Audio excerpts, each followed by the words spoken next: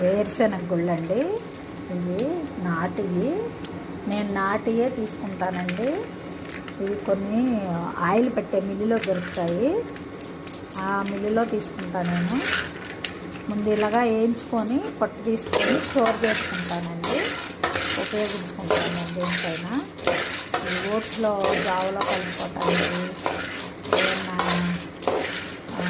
చట్నీలకి, ఎప్పుడన్నా తినాలనిపించినా తినడానికి ఇలా పల్లీలు వేసుకొని స్టోర్ చేసుకుంటాను. నేను ఎలా చేస్తానో మళ్ళీ చూపిస్తాను.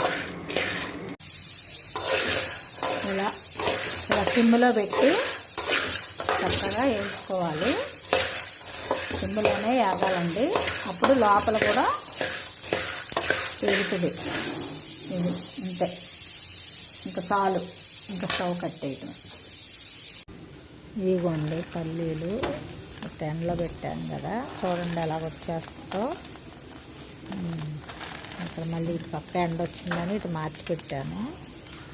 ఇంకా నేను ఎలాగా పొట్టు తీస్తానో చూడండి. పొద్దున్న చూపించాను కదా, పత్తి మందారం వైట్గా ఉన్నది, ఇప్పుడు లైట్ పింక్లోకి మారినవి. లైట్ పింక్లోకి మారినవి చూడండి అలా చక్కగా. 7 గంటలకి మళ్ళీ రెడ్ పింక్ వస్తాయి. డబ్బా ఉంటుంది కదా, ఈ డబ్బాలో ఇలా లాగేస్తే పొట్టుకోవాలి. చక్కగా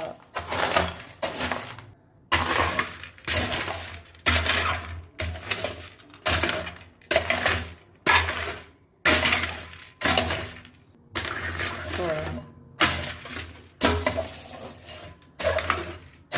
చక్కగా ఎంత చక్కగా క్లీన్ అయిపోయినాయి చూడండి. పొడుం కూడా అవ్వదండి, బద్దల్లాగా అయిపోతాయి. చూడండి ఇలాగ వచ్చిందండి. పొట్టు సెరగాలండి.